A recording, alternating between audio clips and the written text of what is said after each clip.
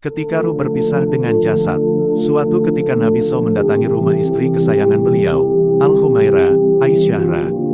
Melihat kedatangan beliau, Aisyah yang sedang duduk bersila ingin bangkit menyambut, tetapi Rasulullah SAW bersabda, "Duduklah saja pada tempatmu, wahai Ummul Mukminin, tidak perlu engkau berdiri."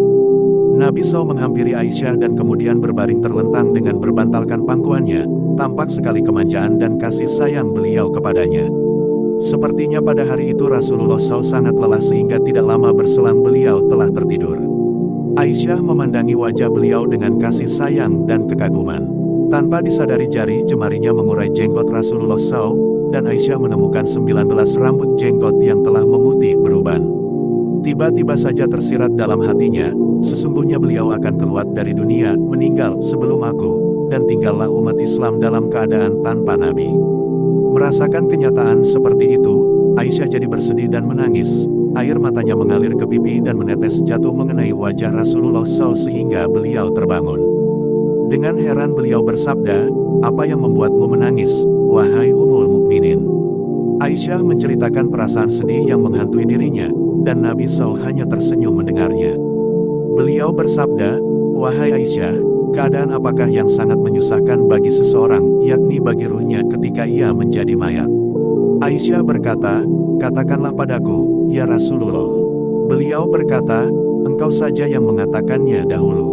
Aisyah sejenak berpikir, kemudian ia berkata, "Tidak ada yang menyusahkan atas diri mayit kecuali ketika ia diusung keluar rumah menuju kuburnya. Anak-anak yang ditinggalkannya akan berduka dan berkata, 'Wahai ayah, wahai ibu.' Begitu juga orang tuanya akan berkata, 'Wahai anakku, wahai anakku.'" Nabi SAW bersabda, "Hal itu memang terasa akan pedih, tetapi ada yang lebih pedih daripada itu." Aisyah berkata lagi, "Tidak ada yang lebih berat bagi mayit kecuali ketika ia dimasukkan ke dalam liang lahat dan ia diuruk di bawah tanah, anak dan orang tuanya, kerabat dan kekasihnya akan meninggalkannya pulang. Mereka membiarkannya sendirian beserta amal perbuatannya, menyerahkan urusannya kepada Allah. Kemudian setelah itu datanglah malaikat munkar dan nakir ke dalam kuburnya." Beliau bersabda lagi, "Apalagi yang lebih berat dari apa yang engkau katakan itu?" Akhirnya Aisyah menjawab, "Allah dan Rasulnya yang lebih mengetahui." Maka Nabi SAW bersabda, "Hai Aisyah, sesungguhnya saat yang paling berat paling menyedihkan bagi mayat adalah ketika tukang memandikan masuk ke dalam rumahnya untuk memandikan mayatnya."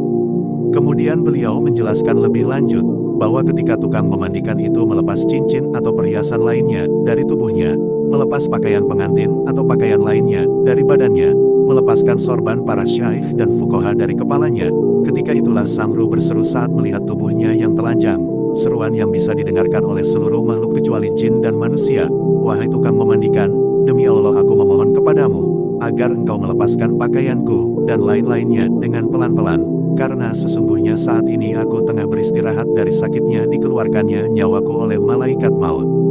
Ketika tukang memandikan menuangkan air ke mayatnya, sang ruh berteriak keras dengan teriakan yang didengar oleh semua makhluk, kecuali jin dan manusia, "Hai tukang memandikan, demi Allah, janganlah engkau menuangkan air yang panas, jangan pula engkau tuangkan air yang terlalu dingin, sesungguhnya jasadku telah terbakar saat dicabutnya nyawaku."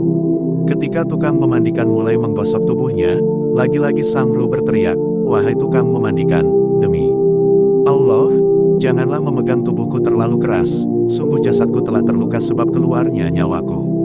Ketika selesai memandikan dan jasadnya diletakkan pada kain kafan, dan mulai diikat di bawah kakinya, sang ruh berseru lagi, "Demi Allah wahai tukang memandikan, janganlah engkau ikat terlalu erat pada kepalaku, agar masih terlihat wajah-wajah keluargaku, anak-anakku, dan kerabat-kerabatku lainnya. Karena saat ini terakhir kali aku bisa melihat mereka, aku tidak akan melihatnya lagi hingga hari kiamat tiba." Ketika dikeluarkan dari rumahnya dan diletakkan di dalam keranda, sang ruh berseru lagi, "Demi Allah, wahai para pengantarku, janganlah tergesa-gesa membawaku pergi sehingga aku berpamitan kepada rumahku, keluargaku, kerabatku, dan harta-hartaku. Aku tinggalkan istriku menjadi janda, anak-anakku menjadi yatim, karena itu janganlah kalian menyakiti mereka. Biarkanlah aku sesaat untuk mendengarkan suara keluargaku, anak-anakku, dan kerabat-kerabatku, karena aku akan berpisah hingga saat kiamat tiba." Ketika kerandanya dipikul dan keluar 3 langkah dari rumahnya, lagi-lagi sang ruh berseru, "Hai para kekasihku, saudara-saudaraku dan anak-anakku, janganlah kalian terbujuk oleh dunia sebagaimana dunia telah memperdaya aku. Janganlah kalian dipermainkan oleh zaman sebagaimana ia telah mempermainkan aku. Ambillah ibarat hikmah dariku. Sesungguhnya aku meninggalkan untuk ahli warisku apa yang aku kumpulkan, dan aku tidak membawa manfaat apapun dari dunia, harta yang kutinggalkan, bahkan Allah akan menghisapku. Engkau bersenang-senang dengannya, harta peninggalanku itu, dan kalian tidak mendoakan aku. Sungguh nasihat yang sangat berharga. Sayangnya, semua seruan dan teriakan ruh tersebut yang bisa didengar oleh seluruh makhluk, ternyata jin dan manusia tidak bisa mendengarnya.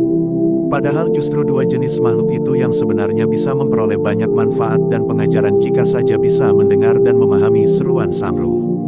Ketika jenazahnya disalatkan dan sebagian orang lainnya meninggalkan masjid atau musola, sang ruh berseru lagi, "Demi Allah, wahai saudara-saudaraku, aku tahu bahwa orang mati akan dilupakan oleh orang-orang yang masih hidup, akan tetapi janganlah kalian cepat-cepat pulang sebelum kalian melihat tempat tinggalku.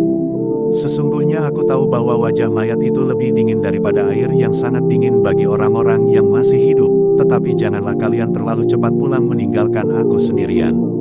Ketika jenazahnya diletakkan di sisi kuburnya, dan kemudian diturunkan ke liang lahat, sang ruh berseru untuk terakhir kalinya, "Demi Allah, wahai saudara-saudaraku dan para pengantarku, sesungguhnya aku mendoakan kalian semua tetapi mengapa kalian tidak mau mendoakan aku?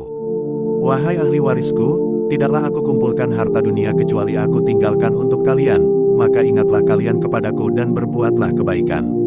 Setelah aku mengajarkan kalian membaca Al-Quran dan tata krama adab, hendaklah kalian jangan lupa mendoakan aku."